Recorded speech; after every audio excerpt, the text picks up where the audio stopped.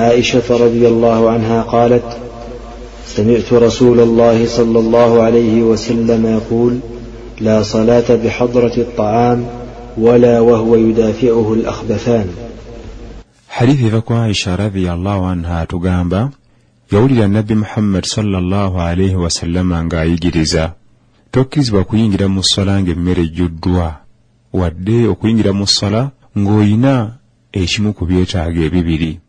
Kyakuyiga ki ekiri mu hadithi eno? Yali atuyigiriza Nabbi Muhammad sallallahu alayhi wasallama esswala ezimbibwa nnyo ku bukkakkamu bw'ebirowoozo,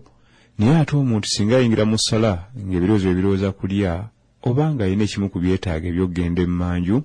kimuleetera okuba nti tajja kufuna butebenkevu mu ssala. Kyava atuyigiriza sallallahu alayhi wasallama obutayingira mu ssala ng'ate ebyendya bituuse oba ng'olina ekyetaago eky'okugenda emmanju. Assalamu alaikum wa rahmatullahi wa barakatuhu. Wa alaikum assalam wa rahmatullahi. Alhamdulillahi rabbil alamin wassalatu wassalamu ala rasulillahi sallallahu alayhi wa sallam. Twebaza ekitiibwa Allah subhanahu wa ta'ala kyatuwangaza nate okutwakusawa ya leero biidhnillahi tabaraka wa ta'ala. Insha Allah ta'ala nga bulijjo tugenda kubeera nga twejjukanyako biidhnillahi tabaraka wa ta'ala. Twebaza ekitiibwa Allah subhanahu wa ta'ala awan olwa ebirungi byatuwa entakira. Tumusaba Allah subhanahu wa ta'ala emirembe n'okusaasira agisse ku Nabi Muhammadin sallallahu alayhi wasallam nabonna abaja nga batambula ku njigiriza y'omubaka Muhammadin sallallahu alayhi wasallam. Abawadde muffe tusaba Allah abawonye, abatufuddeko abazze maaso Allah subhanahu wa ta'ala tumusaba abeere nga abatusaasirira so nga ate abalina amabanja tumusaba Allah ekitiibwa w'obusobozi asobola okubeera nga bagamaliriza abasibe abawambe. Tusaba Allah subhanahu wa ta'ala abeere nga abataasa era abeere nga abanunula. Tusaba Allah subhanahu wa ta'ala tuwangalize ku busiraamu tuufiira ku abatujjulira. Ali Uthman Shabani Ngobi wali ku Al Bayan Qurani Memorization Center and Primary School wali eganga mu town. Barakallahu fikum. Twazemu okusoma era nga twahanisa okubeera nga tuyingiza abayizi abapya biidhnillahi tabaraka wa ta'ala. Kugamba nti tukyalinawo ebifo bitono nnyo, tukyalinawo ebifo bitonotono en which yokka en which kasiteggwako nyinza ntabuti kugamba ntotawaana ntabuti kugamba ntotawaana kweta mwana kwa Al Bayan tunaaba tugaddewo ngamba nti wiiki ene etandika seneggwako wiiki eddako biidhnillahi tabaraka wa ta'ala kasiteggwako awo naawe tukyatawaana kweta mwana kwa Al Bayan. Chances ziyinza okubanga ziweddewo eziyinza omwana mu Al Bayan Qurani Memorization Center. Esimu yaffe eri 0702 666 710 oba 0701 45 3691 biidhnillahi tabaraka wa ta'ala. Obeera otufuna wali ku Al Bayan Qurani Memorization Center. Ndi Uthman Shabani Ngobi biidhnillahi tabaraka wa ta'ala kujjukiza anokuva ku radio feno engazi Pal FM sawalo kitabirenga tusaasirira musera asasula musera ajaza musera abajazi khaira abonna abagitandika n'abagikolamu n'abagitamuza yonna n'abafayo kubeera ntino ewereza egwanga lyonna wekitiibwa Allah tuwangalize era abeerenga abatumalira atu abamalira ebizibu byabwe era tusaba Allah subhanahu wa ta'ala namwe n'abawuliriza abafayo kubeera nga winga programs zaffe ez'enjawulo wekitiibwa Allah tuwangalize era abeerenga abatiramu omukisa mu byonna byemukola. Ndi Uthman Shabani Ngobi kuva ali ku Al Bayan Qurani Memorization Center and Primary School wali eganga biidhnillahi tabaraka wa ta'ala. Ku saa zino 8 tuba twejjukanya ku bifa ku ddiini yaffe biidhnillahi tabaraka wa ta'ala. Tuzze tusomesa ku nsonga nyingi ntukola ku nsonga y'okusaba Allah subhanahu wa ta'ala naye mukasera kano saawa yakuddayo yakuzaayo baana ku masomero omwana w'omutaddewa n'okubeera nga nange ntekenga obuvunanyizibwa ntwala obuvunanyizibwa kubeera nti no nkujjukiza nti wange omwana w'omututtewa gumugana wange ampuliza omulungi. Omubaka yagamba alayhi salatu wassalam nti innal abda la turfa'u lahu daraja. Omuddu Allah subhanahu wa ta'ala nabbi yagamba nti innal abda la turfa'u lahu daraja. Omuddu agenda kujja kunakula enkomerero wekitiibwa Allah subhanahu wa ta'ala nga yasula minzaani ye ebirungi ngeri waggulu. Omuddu atuuke n'okwebuuza nti fayaqulu ya rabbi anna li hadhihi daraja. Ayi Allah omulezi wange zino empeera ddala ezintuusizza ku ddaala lino mu jjana nazifuna ntya nga saazikolerera. wano nga siziraba. Fayaqul, wekitiibwa Allah subhanahu wa ta'ala amuddemu amugambe nti ezo wazifuna bistighfari waladika laka min ba'dika, wazifuna kulwa mutabanyiwo, kulwa muwalawo gwaleka ku nsi nga watwala obuvunanyizibwa n'omusomeseza mu ssomero ery'eddiini, n'omusomeseza mu ssomero ly'okukwasa Qur'ani y'ekitiibwa, n'agikwata ku mutima, n'agikwata ku mwoyo, wamusomesa eddiini n'ayiga okusoma Qur'ani y'ekitiibwa. Kati bugafa yasigala akusabira Allah tabaraka wa ta'ala abeere nga akusonyiwa. Waleka loya awozo waleka loya oba omulamuzi na waleka loya ku nsi ali ku musango, ali ku nsonga zo, nabeera nga akusabira ku Allah, akwegayirira ku bukitiibwa Allah, abeere nga akusonyiwa ebyakuyitako, ebyakusobako ng'omuntu, ebyakukyamako. Akati buli akusabira nga Allah, buli asoma Qur'ani bw'ati, mizaani yo ey'ebirungi nebera nga yalinnyanga, twagirinyisanga buli lwakusabira edduwa nga tugirinnyisa. Lwasaba Allah nti rabbi ighfir li wa liwalidayya warhamhuma kama rabbayani saghira. Ay Allah wekitiibwa nkusaba onsonyiwe onsaasire, nkusaba Allah onsonyiwe onsaasire bakadde bange abamberanga ndi muto, abanzaala Allah abaali ensonga muwayisiza nze okujja mu nsi muno, Allah bansaasirire, Allah basonyiwe ebyabasubako mu kaburi gye bali. Allah nkusaba ositule mizaani zaabwe ez'ebirungi nga bwe beeresa ne bansomesa obusiraamu ne mumanya, ne bandeka ku nsi nga sikunamira bantu, ne bandeka ku nsi nga sinze omuntu avuma abantu, ne bandeka ku nsi nga sinze ekyennyinalwa. Waliwo omwana akuyitako, buli omu n'amuwanda olulusu, buli omu nga yeesooza muwala waani, astaghfirullah nti barehemu gundi astaghfirullah, buli omu muzadde we ng'amuweereza bikolimo yowaali. Omwana ayitawo nti oyo muyaye waawa, abanaye oyo muyaye waawa, yenna ayambadde engatta eringa musonso nnene bweti, yenka n'akadomola kano akayita 5, alinga yalwala obulwadde bw'enjovu, naye atambula bw'ati, alinga alimu sepulingi abalansinze bw'ati, alinga alimu sepulingi. Babuuza nti banaye oyo muyaye waawa, nti marehemu guno ntomumanyi omusajja waawe ye mutawanyi astaghfirullah abaana musajja yagaana okusomesa abaana eddiini, yali yatawanya ekyalo. La hawla wala quwwata illa billah. Omwana wasomeddewa n'ekyo omwana ono mizaani yakitaawe ya maama we buli kaseera bagirinnyisa. Lwaki? Yaleka amuteeseteese. Waleka oteeseteese omwana omutwoteka abasanda, waleka oteeseteese omwana, waleka omutuse kwali bayani, omutule ku tawiru wali ekyengera ku Hamadi ebanamataba, omwana omututte bwayise ku Bilali, omwana we omututtewa. Weerekereza ng'okyali mu bulamu buno obwensi, n'osomesa omwana ekitabo kya Allah subhanahu wa ta'ala, n'omusomesa ahadith empisa z'omubaka Muhammadin sallallahu alayhi wa sallam. Akati bw'oba ofudde, buli lunaku lwakusabira, buli lwasoma Qur'ani, buli lwasomesa abantu, buli lweyisa obulungi, buli lwayambala n'ayitaawo, abuuza nti bannange masha Allah ono muwala waani, nti mwana wa marehemu gundi, Allah musaasire, Allah asaasire omuddu oyo, musajja yali atya Mungu, musajja yafa ku baana be, Allah musaasire. Mizaani ye ebeera erinnya. Ndiko hadithi Nabi Muhammad sallallahu alayhi wa sallam makwafi yagamba nti innal abda la turfa'u lahu ad-daraja, omuddu ajja kutuuka mu maaso ga Allah subhanahu wa ta'ala, mizaani ye y'ebirungi nga wallahi yeyongera, ebirungi byeyongera. Weyafiira bw'ati omuddu kasitaafa khalas inqata'a amaluhu illa min 3, byonna wadde okula ku nsi biggwawo, mizaani biggwawo tukyagikola. Naye ono mizaani ye y'ebirungi esigala etambula.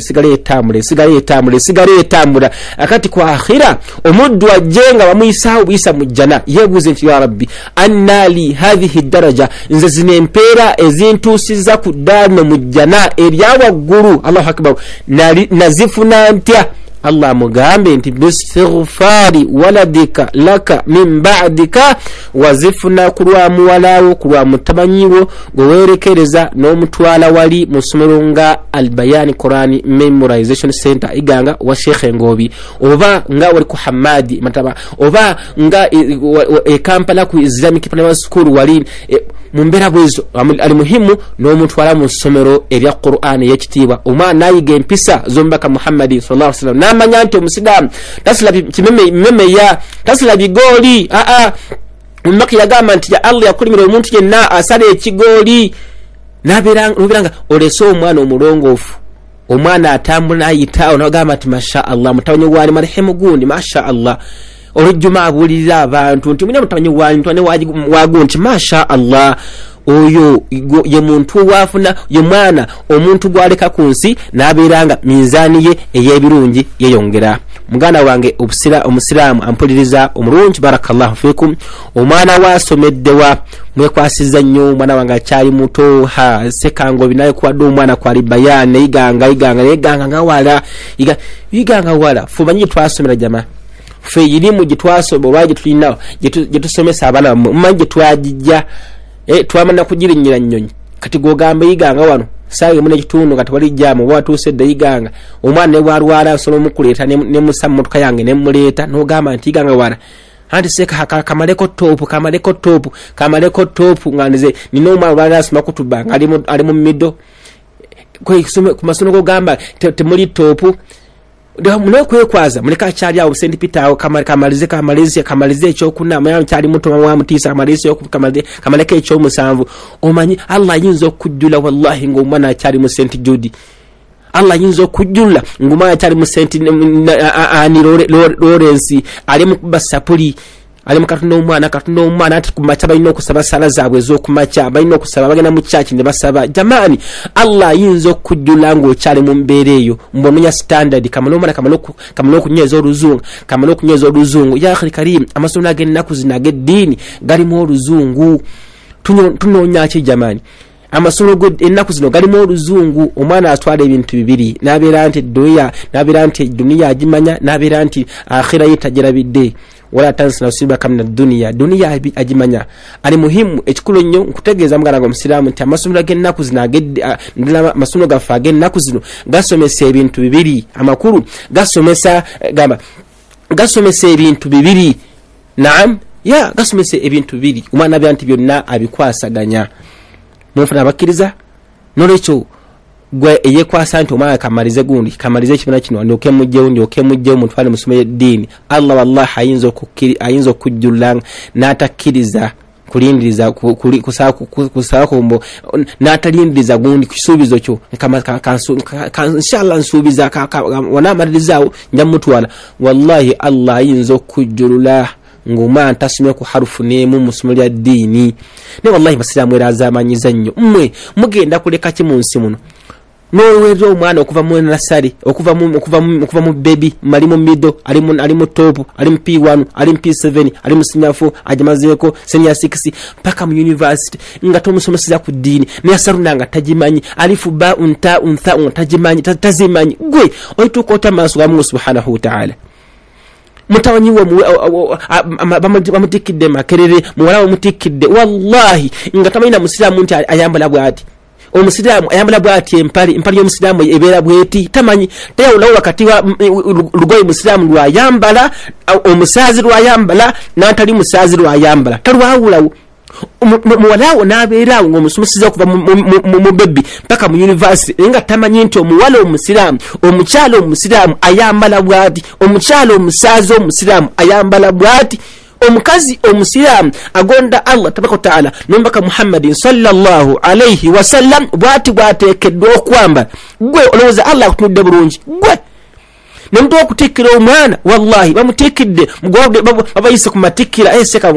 mujano masha Allah nkuyise ku lw'omukaaga tunagwadation nawo ya muwalawo bamutikidde mutawanyigo bamutikidde mugana bamutikidde ne wallahi bagenda okumujjayo kasi Allahu akbar kasi musumanyani medi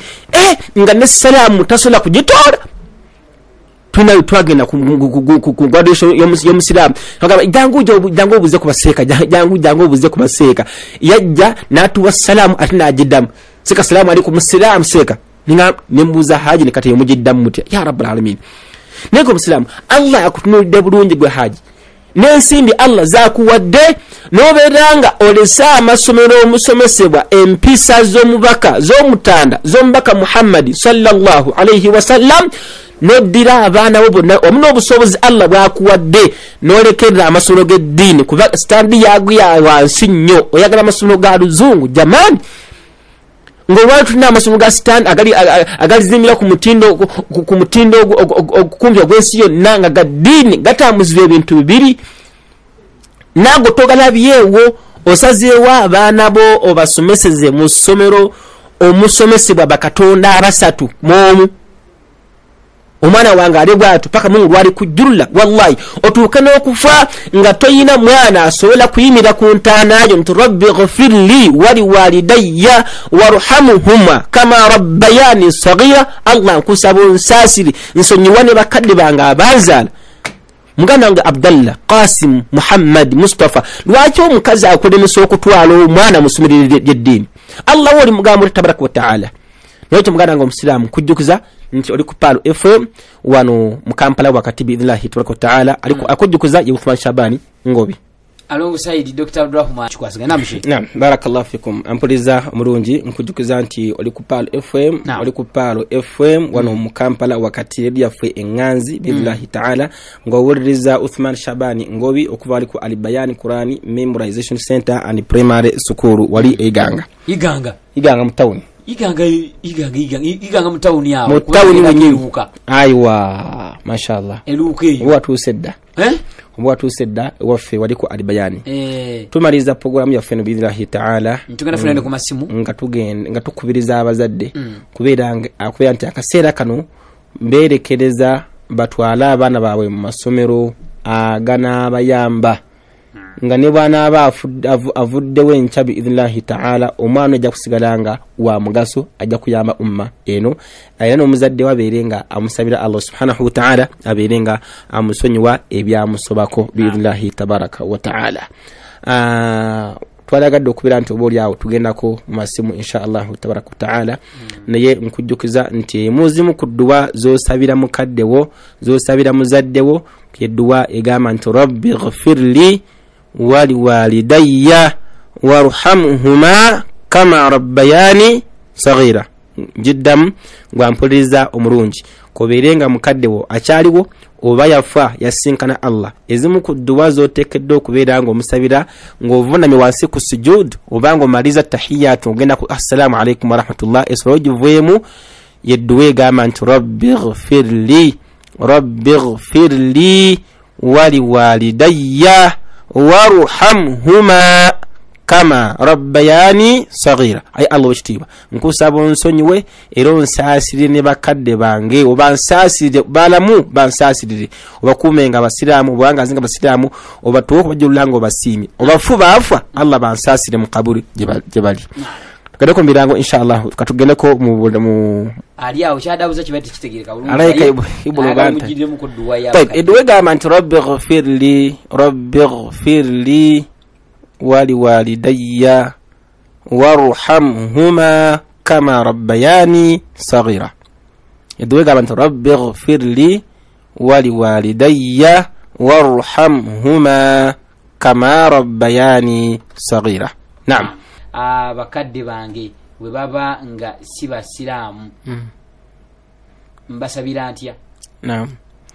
omukadde kati nganze sho nasiramuka ne bazadde bange sibaki si basiraamu yagambye obu basabira otya kyekimu the way obusiraamu baje ombaka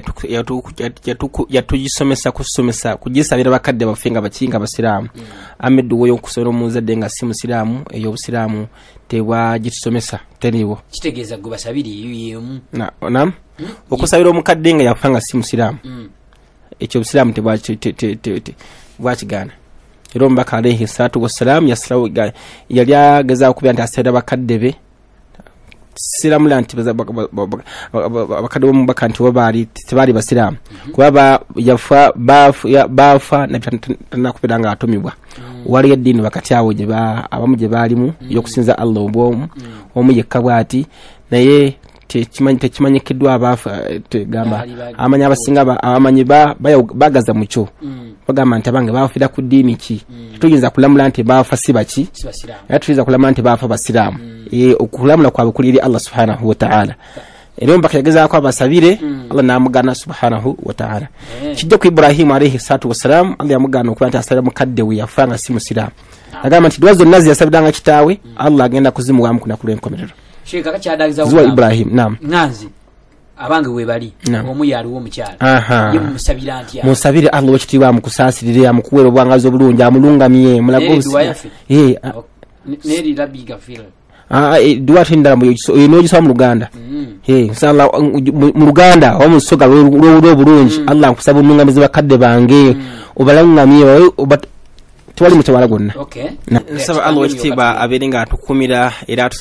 jaze musera abona bakadde bafi abasawo empuliziganya eno ya Paro FM abatukumira tuwera obwangazi obulungi namwe nabawuliriza nema kubiriza akasemba yomwe natuuliza afa bulungi okutwala abaana masomero ag'eddiini nga Tawiru nga Hamadi ngebwa yise kubirani sori d'eddiini mona nga Ubay ibn Ka'b waseka Kenya wona ateko omwana wo nofunamu kuno ku dunia nofunamu ku akhira timurabira bayani Qur'an memorization center ni primary school wali iganga wa Sheikh Uthman Shabani Ngobi esimu 0702 nkaga mukaga musambu 0 billahi tabaraka wa taala nsigani Uthman Shabani Ngobi wassalamu alaikum wa rahmatullahi wa barakatuh.